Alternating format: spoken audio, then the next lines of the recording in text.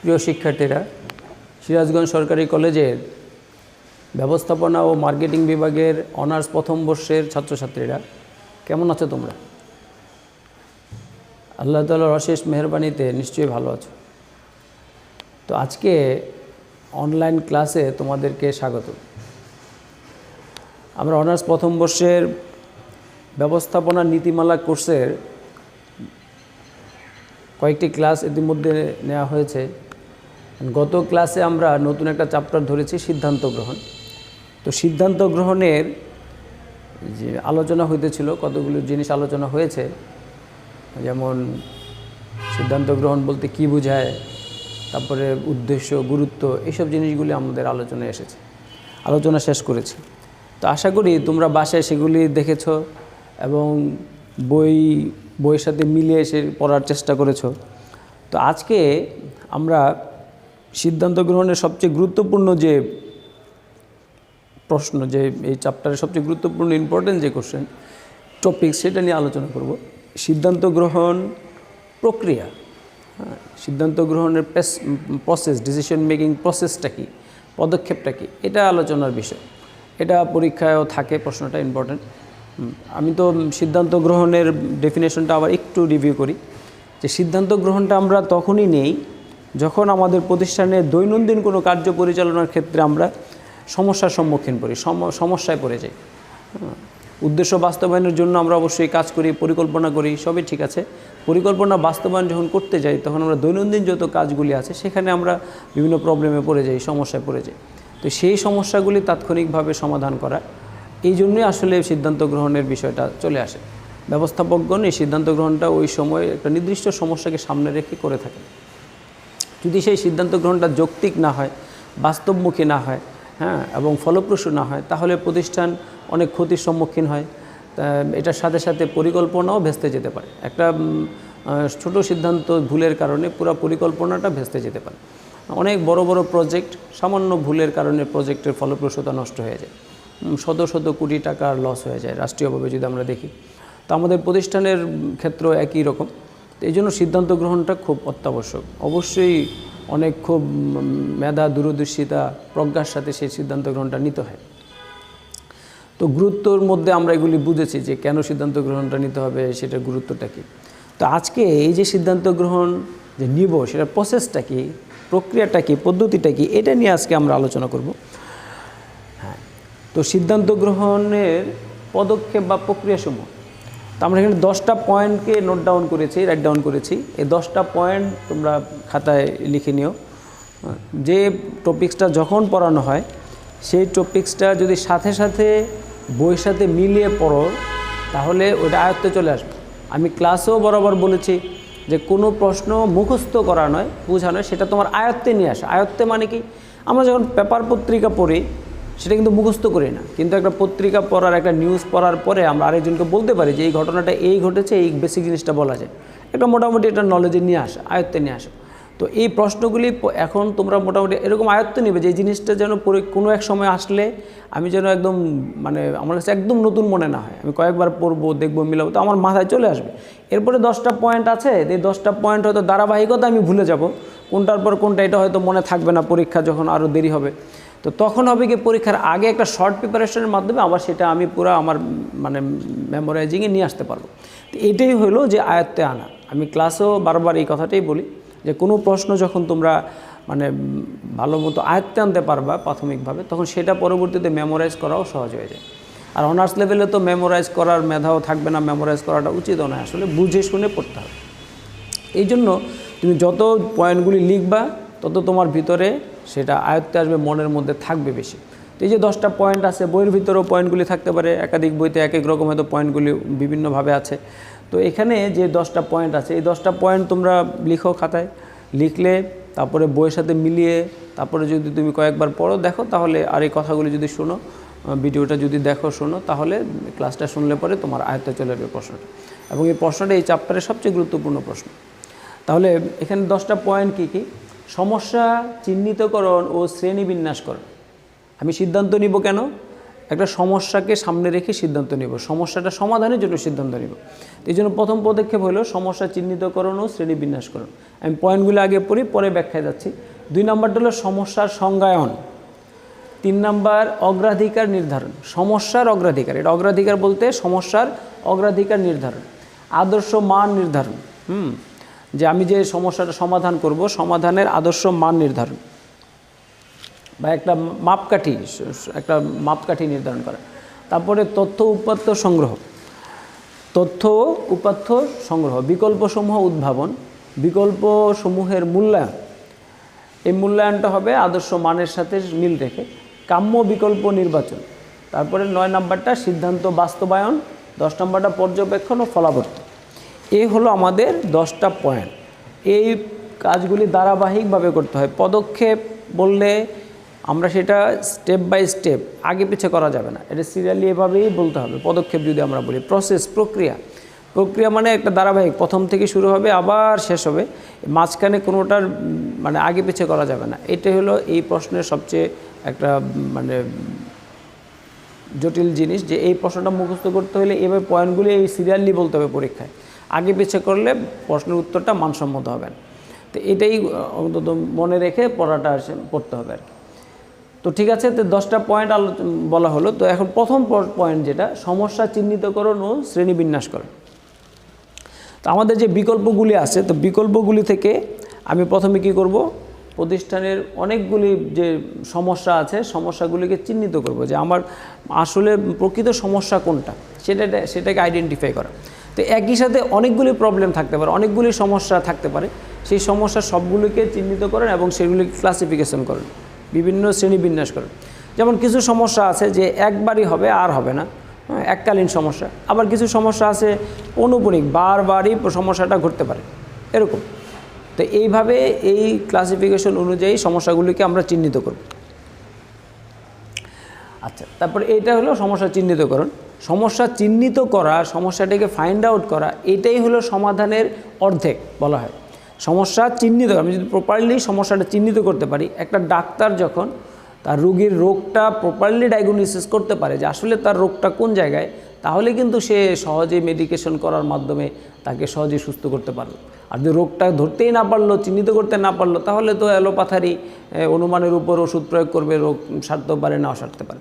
এই জন্য ডায়াগনোসিসটা মেন। তা আমি এখানে আমার সিদ্ধান্ত গ্রহণ প্রক্রিয়ার ক্ষেত্রে প্রথম হলো ডায়াগনোসিস, যে আমি কী ডায়াগনোসিস করব, আমার যে প্রতিষ্ঠানের যে পরিকল্পনা বাস্তবায়ন করতে যাব সেখানে আমার যে প্রবলেমগুলি আসছে সেই প্রবলেমগুলিকে যথাযথভাবে এটা আসলে আমার প্রবলেম কিনা, প্রবলেমের ধরনটা কি, নেচারটা কি, এগুলি যাচাই বাছাই করার, প্রবলেমটাকে সঠিকভাবে চিহ্নিত করা, এটা হলো সিদ্ধান্ত গ্রহণের প্রথম ধাপ, সবচেয়ে গুরুত্বপূর্ণ ধাপ। তারপরটা হলো সমস্যার সংজ্ঞায়িতকরণ। আমি সমস্যাগুলোকে বিভিন্ন মানে ক্লাসিফিকেশন করার পরে সমস্যাগুলোকে সংজ্ঞায়িতকরণ বলতে এখানে বোঝায় আমরা সংজ্ঞার মাধ্যমে কি করি, সংজ্ঞার মাধ্যমে কোনো একটা বিষয় সম্পর্কে স্পষ্টভাবে তুলে ধরা হয়। আমরা যদি ম্যানেজমেন্টের সংজ্ঞা বলতে কী বোঝায়, তো ম্যানেজমেন্ট জিনিসটা কি, এটা সংজ্ঞার মাধ্যমে মানুষকে তুলে ধরা হয়, মানুষ কারো কাছে প্রকাশ করা হয়। এটা হলো সংজ্ঞা। আসলে সংজ্ঞায়িতর মাধ্যমে হলো যে ওই জিনিসের স্বরূপটা তুলে ধরা হয়। তা আমি যদি সমস্যা চিহ্নিত করার পরে সমস্যার সংজ্ঞায়ন করতে যাব, তাহলে ওই সমস্যাটা কী ধরনের সমস্যা, তার প্রকৃতি কী, তার স্থায়িত্বটা কতটুকু, সেটা কোম্পানির উপর কতটুকু প্রভাব ফেলবে, এই সব কিছুকে খুঁটিনাটি ডিটেলস একটা মানে খুঁটিনাটির মানে পুরো পরিপূর্ণভাবে তুলে ধরা, স্পষ্ট রূপে প্রকাশ করা, এটাই হলো সমস্যার সংজ্ঞায়িত করা। একটা সমস্যা আছে, সেটার নেচার কি, এটা কি পৌনঃপুনিক বারবার সমস্যাটা আসবে, নাকি এককালীন করেই শেষ হয়ে যাবে, সেটা কি নৈমিত্তিক সমস্যা হবে, সেই সমস্যাটা কি আর্থিক সাথে সম্পর্কযুক্ত, নাকি সেই সমস্যা বাহ্যিক কোনো ফোর্সের কারণে হচ্ছে, না আমার ইন্টারনাল ফোর্সের কারণে হচ্ছে। এই যে সমস্যাটাকে এইভাবে স্পষ্টতকরণ, এটাই হলো সমস্যার সংজ্ঞায়ক। ঠিক আছে, আমার মনে বুঝতে পারছো এটা। পরবর্তীটা হলো অগ্রাধিকার নির্ধারণ। তা কার অগ্রাধিকার নির্ধারণ করব, এই যে সমস্যাগুলি আমি শ্রেণীবিন্যাস করলাম, চিহ্নিত করলাম, এখন এই সমস্যা একই সাথে অনেকগুলি সমস্যা থাকতে পারে। একটা প্রতিষ্ঠানে কাজ করতে গেলে একই সাথে অনেকগুলি প্রবলেম থাকতে পারে। শ্রমিক অসন্তোষ একটা সমস্যা হতে পারে হঠাৎ করে, ইলেকট্রিসিটি পাওয়ার সাপ্লাইয়ের একটা ইন্টারাপশন চলে আসতে পারে হঠাৎ করে। তারপরে প্রোডাকশনের ক্ষেত্রে একটা মেশিন অকেজো হয়ে যেতে পারে, এটা একটা সমস্যা হতে পারে, হঠাৎ করে হতে পারে। হ্যাঁ, তারপরে একটা সরকারি রুলস রেগুলেশনের, সরকারি বিভিন্ন বিধিনিষেধের আওতায় এসে আমার প্রতিষ্ঠানটা সাময়িককালীন বন্ধ থাকতে হতে পারে। তখন প্রোডাকশনের অবস্থাটা কী হবে, কীভাবে আমি সাপ্লায়ারদেরকে অর্ডার যারা দিয়েছে ফরমাইশদাতাদের ফরমাইশটাকে পূরণ করব, এটা মাথায় রাখ, এটা একটা সমস্যা হতে পারে। এরকম একাধিক সমস্যা একই সাথে আসতে পারে। তো সেখান থেকে আমি কোন সমস্যাটা প্রথমে সলভ করব এবং কোন সমস্যাটা সলভ করার মাধ্যমে বাকি সমস্যাগুলি অনেকটা সলভ হয়ে যাবে। হ্যাঁ, তো এইটার ভিত্তিতে সমস্যাগুলিকে অগ্রাধিকার প্রদান করে, যে কোনটা সবার আগে করতে হবে, এরপরে কোনটা করতে হবে, এরপরে কোনটা করতে হবে, এইভাবে অগ্রাধিকার ভিত্তিতে সমস্যাগুলিকে চিহ্নিত করে সাজান, এটাকে বলে অগ্রাধিকার নির্ধারণ করা। যে একই সাথে, এটা আবার বলি, একই সাথে একাধিক সমস্যা যখন থাকবে তখন সেই সমস্যাগুলোকে গুরুত্বের ভিত্তিতে সমস্যা সমাধানের ভিত্তিতে, সমাধানের ধরনের ভিত্তিতে এগুলিকে অগ্রাধিকার দিয়ে সাজাতে হবে, যে কার পরে কার কোন সমস্যাটা আমি সলভ করব। এটাই হলো সমস্যার অগ্রাধিকার নির্ধারণ। তাহলে প্রথমটা হলো চিহ্নিত করব, সমস্যাকে স্পষ্ট করব, এরপরে এটাকে ক্লাসিফিকেশন অনুযায়ী অগ্রাধিকার ভিত্তিতে সেগুলিকে সাজাব। এটা হলো পরেরটা। তারপরে এটা হলো আদর্শ মান নির্ধারণ, একটা মাপকাঠি। এই সমাধান যে করব, সমাধানের একটা মাপকাঠি থাকতে হবে, একটা আদর্শ মান থাকতে হবে, যে এই আদর্শ মান অনুযায়ী আমি এটাকে সমাধান করতে চাই। একটা প্রবলেম আসতেছে, তো এই প্রবলেমটা আমি কিভাবে সলভ করব। শ্রমিক অসন্তোষ আসতেছে, একটা প্রবলেম আমি আইডেন্টিফাই করলাম, যে হঠাৎ করে শ্রমিকরা অসন্তুষ্ট হয়ে গেছে, ওরা বিভিন্ন মানে প্রতিষ্ঠান বিরোধী কর্মকাণ্ড, যেটা প্রতিষ্ঠানের স্বার্থের বিরুদ্ধে বিভিন্ন কর্মকাণ্ড শুরু করে দিয়েছে। তো এই প্রবলেমটা আমাকে তাৎক্ষণিকভাবে সলভ করতে হবে, এটা একটা প্রবলেম। তাহলে এই প্রবলেমটার আদর্শ মান কী হতে পারে?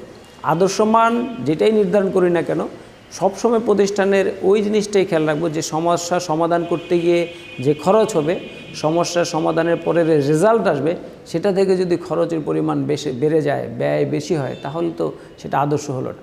তাহলে আমি মিনিমাইজিং কস্টিংয়ের মাধ্যমে আমার সমস্যাটাকে সমাধান করার চেষ্টা করব, এবং সমস্যাটা ভালোভাবে সমাধান হবে।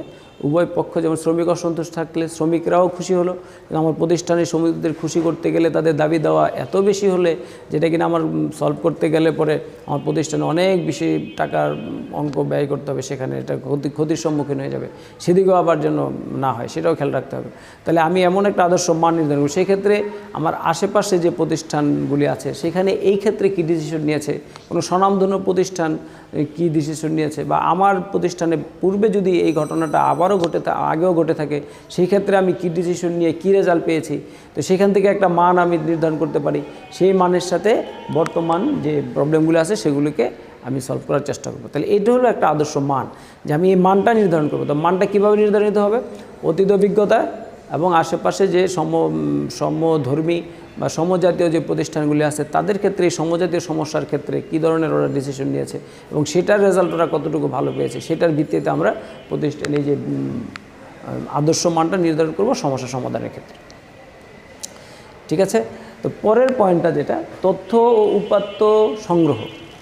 তথ্য ও উপাত্ত সংগ্রহ। তাহলে এই তথ্য এবং উপাত্ত কিসের সংগ্রহ করবা, কার জন্য করব?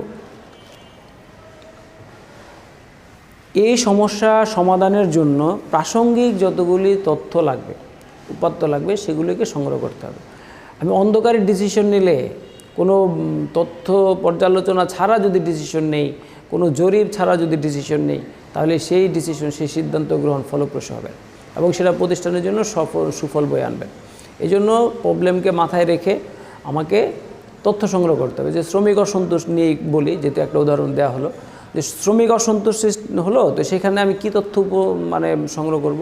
সেখানে শ্রমিকদের কোন ধরনের শ্রমিকরা প্রোটেস্টটা করছে, সেখানে তাদের দাবিটা মেনলি কী, এবং এই দাবির পরিপ্রেক্ষিতে আমার কতটুকু ফাইন্যান্সিয়াল ব্যয় বহন করতে হবে প্রতিষ্ঠানে, আদৌ এই দাবি পূরণ না হলে আমি প্রতিষ্ঠান কী ধরনের ক্ষতির সম্মুখীন হবে, তাদের দাবিগুলিকে অন্যভাবে পূরণ করা যায় কি না, এই রিলেটেড সমস্ত কিছু, এবং শ্রমিকদের ধরন, শ্রমিকদের বয়স, এরকম, হ্যাঁ, এবং তাদের দাবিটা কতটুকু যৌক্তিক, অন্যান্য প্রতিষ্ঠান এই ক্ষেত্রে কী পদক্ষেপ গ্রহণ করেছে, এই বিভিন্ন প্রতিষ্ঠানের তথ্য, অভ্যন্তরীণ তথ্য, এই সবগুলি বিভিন্ন তথ্য নিয়ে আসবো। নিয়ে আসার পরে তারপরে আমি ডিসিশনে যাব।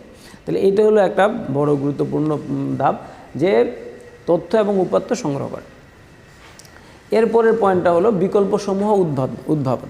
তাহলে তথ্য উপাত্তর আলোকে তথ্য এবং উপাত্তগুলি সংগ্রহ করার পর আমরা সমাধানের অনেকগুলি বিকল্পকে নির্ধারণ করব।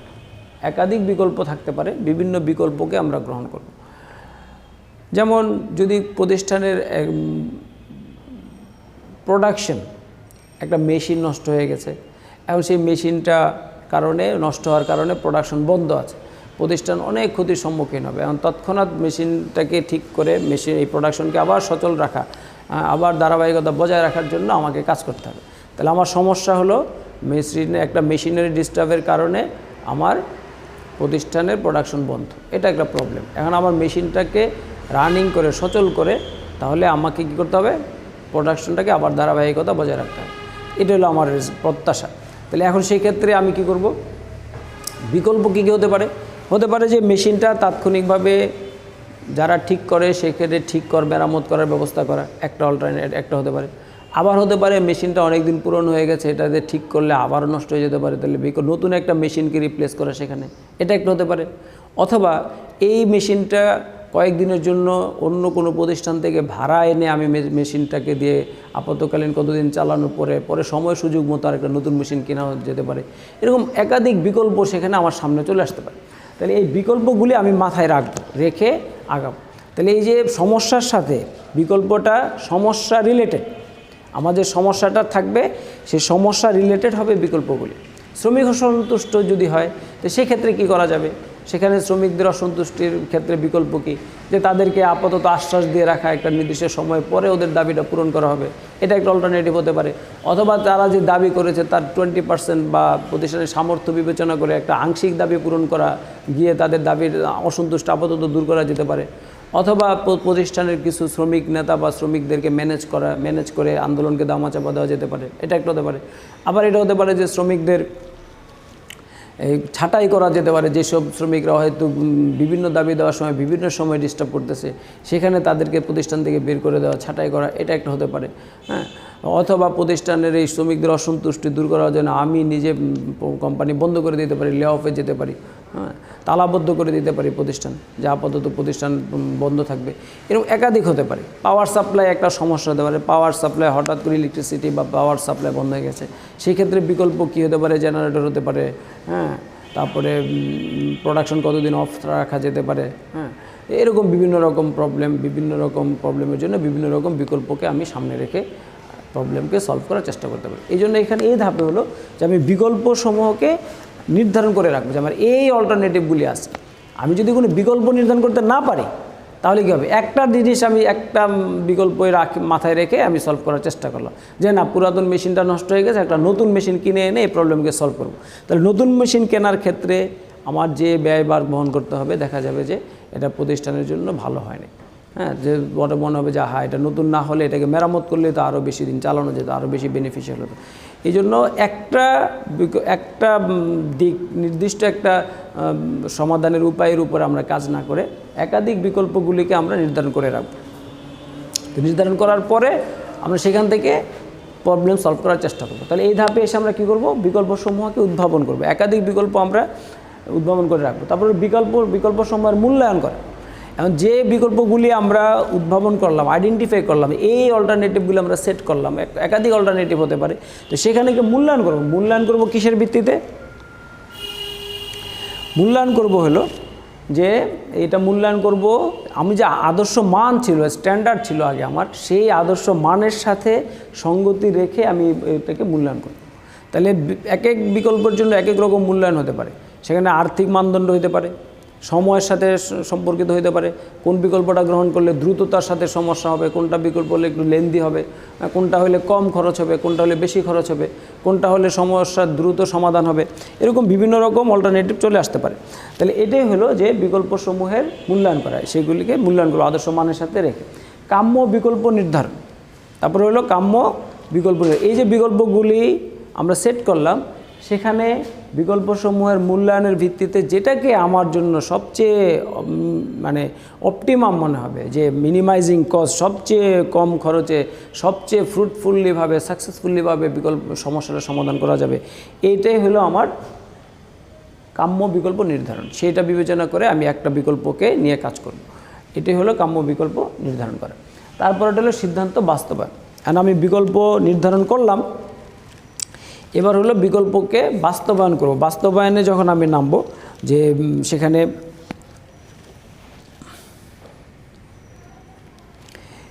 বাস্তবায়নের ক্ষেত্রে কী হবে, আমি বিকল্পকে নির্ধারণ করলাম, নির্ধারণ করার পরে বিকল্প সমাধানের যেই বিকল্প অনুযায়ী যদি সমাধান করতে যাই, আমার লজিস্টিক সাপোর্ট লাগবে, বিভিন্ন উপায় উপকরণ লাগবে, ম্যান পাওয়ার লাগবে। তো সবগুলিকে মাথায় রেখে সবগুলি একত্রিত করে আমি বাস্তবায়নে কাজ দেব। মানে সিদ্ধান্ত নির্ধারণের পরে সমস্যার পথে আগানো, এটি হলো সিদ্ধান্ত বাস্তবায়ন। তাহলে আমি সব উপায় উপকরণগুলিকে একত্রিত করব, একত্রিত করে সমস্যার সমাধানের চেষ্টা করব। যেমন শ্রমিক অসন্তুষ্ট থাকলে তাদেরকে তাদের অসন্তুষ্টি দূর করার জন্য আমার ফাইন্যান্স যদি লাগে ফাইন্যান্সের ব্যবস্থা করব, আর্থিক ব্যবস্থা করব। আর যদি মনে হয় না শ্রমিকরা তাদের কার্য ভার অনেক বেড়ে গেছে, হ্যাঁ, তাদের ওভারলোড হয়ে গেছে, তারা মানে বেশি কাজ করতে হতেছে, এই জন্য দাবি দেওয়া, তাহলে আমি কি করব, অতিরিক্ত শ্রমিক নিয়োগ দিয়ে তাদের শ্রমঘণ্টাকে কমিয়ে আনবো। তাহলে এটা একটা উপকরণ কি শ্রমিক, সেক্ষেত্রে উপকরণ হলো অর্থ, এরকম হতে পারে। বা কর্মপরিবেশ নিয়ে যদি ওদের দাবি দেওয়া থাকে না, কারখানা পরিবেশটা খুব খারাপ অবস্থা, রাস্তাঘাট ভালো না বা স্যাঁতস্যাঁতে অবস্থা, তাহলে সেটার জন্য আমি কি করব, যে এখানে আরেকটা নতুন কারখানা স্থাপন করা, বিল্ডিংটাকে মানে আরও বেশি কী বলে মডিফিকেশনে আনা, ডেকোরেশন চেঞ্জ করা।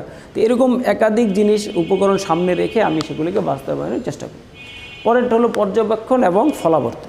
সর্বশেষ ধাপ সিদ্ধান্ত গ্রহণের যে পদক্ষেপ, সেটা সর্বশেষ ধাপ হলো পর্যবেক্ষণ এবং ফলাবর্তন। আমি যে বাস্তবায়নে নামলাম, এই বাস্তবায়নে নামার পরে সেখান থেকে আমি পর্যবেক্ষণ করব, আমি দেখব যে সেখানে আসলে আমার যে মান অনুযায়ী আমি যেভাবে প্রত্যাশা করেছিলাম যে এটা এই সময়ের ভিতরে এতটুকু খরচের সাথে আদর্শ মান যেটা নির্ধারণ করেছিলাম এর সাথে মিল রেখে আমার বিকল্পটা সমাধান হচ্ছে কিনা, এটাকে নিয়ন্ত্রণ করা। যদি না হয় তাহলে আমি রেজাল্ট পাই যে না কিছু ভুল ত্রুটি হচ্ছে, ফলাবর্তনে আমি রেজাল্ট পেয়ে যাব যে না আসলে ত্রুটি বিচ্যুতি হচ্ছে, আমি যেভাবে চাচ্ছিলাম সমস্যাটার সমাধান হবে আসলে সেভাবে হচ্ছে না। হ্যাঁ, আমি মেশিনটা ঠিক করে মেরামত করে চাচ্ছিলাম যে প্রোডাকশন চালাতে, কিন্তু মেরামত করতে যাওয়ার পরে দেখা যাচ্ছে যে না ঠিকমতো মেরামত হওয়ার পরেও মেশিনটা ঠিকমতো কাজ করছে না, কাঙ্ক্ষিত প্রোডাকশন আগের চেয়ে ওই গতিতে প্রোডাকশন হচ্ছে না। তো এটা হলো মূল্যায়ন, এই ফলাবর্তন। তো ফলাবর্তন পরে যদি যে না হয় তাহলে সেটাকে আবার সিদ্ধান্তকে রিভিউ করা, সিদ্ধান্তের মধ্যে মডিফিকেশন আনা, পরিবর্তন আনা, সংযোজন আনা, বিয়োজন আনা, এগুলি হলো পর্যবেক্ষণ এবং ফলাবর্তন। এটা হলো জাস্ট আমাদের যেমন ব্যবস্থাপনা নিয়ন্ত্রণের যে কাজটা, এটা হলো সেই ধরনের একটা কাজ। পর্যবেক্ষণ এবং ফলাবর্তনে এসে আমরা সেই কাজটা করি, যে সেটা বাস্তবায়ন করতে গেলে কি প্রবলেম আছে, আমার আদর্শ মানের সাথে এটা সেইভাবে বাস্তবায়িত হচ্ছে কিনা, সেরকম রেজাল্ট আমার এর ভিতর থেকে আসছে কিনা, এটাই হলো পর্যবেক্ষণ এবং ফলাবর্তন। তাহলে পর্যবেক্ষণ এবং ফলাবর্তনের মাধ্যমে যদি দেখি আদর্শ মানের সাথে আমার এই প্রক্রিয়া বা আমার এই যে বিকল্পটি আমি গ্রহণ করেছিলাম সেটা পুরোপুরিভাবে মিলেছে এবং আমার প্রত্যাশিত রেজাল্ট আমি পেয়েছি, তাহলে এইটাই অ্যাকসেপ্টেবল সমাধান হিসাবে গৃহীত হবে। তাহলে এইটাই হলো আমার প্রপার ডিসিশন হবে। তাহলে যদি না হয় তাহলে ডিসিশন আমার ভুল ছিল, আবার সেটাকে মডিফাই করব। তো এইটাই হলো প্রক্রিয়া। তাহলে এই প্রসেসের মাধ্যমে আমার একটা প্রতিষ্ঠান সেটা তার দৈনন্দিন কাজে যদি কোনো সমস্যা দেখা দেয়, দ্রুত সিদ্ধান্ত গ্রহণের প্রয়োজন পড়ে, সেই ক্ষেত্রে এই প্রক্রিয়া অনুধাবনের মাধ্যমে একটা প্রতিষ্ঠান তার যৌক্তিক সিদ্ধান্ত গ্রহণ করতে পারে।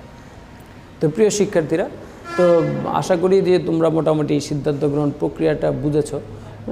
তো সেটা সোজা জিনিস মাথায় রাখা, যে ধারাবাহিক সিরিয়ালগুলো দিয়ে মনে রাখা। আমি সমস্যাটা চিহ্নিত করব, এরপরে সমস্যাটাকে সংজ্ঞায়িত করে স্পষ্ট করব, এরপরে সমস্যাটাকে আমি কি করব, অগ্রাধিকার ভিত্তিতে একাধিক সমস্যা হলে সেটাকে সাজাবো।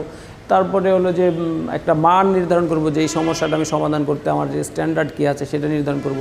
স্ট্যান্ডার্ডের সাথে তথ্য বা উপাত্ত সংগ্রহ করব। বিকল্প, এই উপাত্তর ভিত্তিতে বিভিন্ন বিকল্প অল্টারনেটিভ আমি সেট করে রাখবো, সেগুলিকে আদর্শ মানের সাথে এই মানের সাথে সঙ্গতি রেখে, হ্যাঁ, সেগুলিকে আমি কি করব, যে এই মূল্যায়ন করার চেষ্টা করব, আদর্শ মানের সাথে তুলনা করে মূল্যায়ন করার চেষ্টা করব। তারপরে সেই মূল্যায়ন করার ভিত্তিতে যেটা আমার প্রতিষ্ঠানের জন্য অপটিমাম হবে তেমন একটা বিকল্প নির্ধারণ করব, সেটাকে আবার সিদ্ধান্ত বাস্তবায়নের জন্য বিকল্প নির্ধারণের পরে সেটা বিভিন্ন উপায় উপকরণগুলি লাগবে, সেগুলিকে একত্রিত করে আমি বাস্তবায়নের কাজে হাত দিব।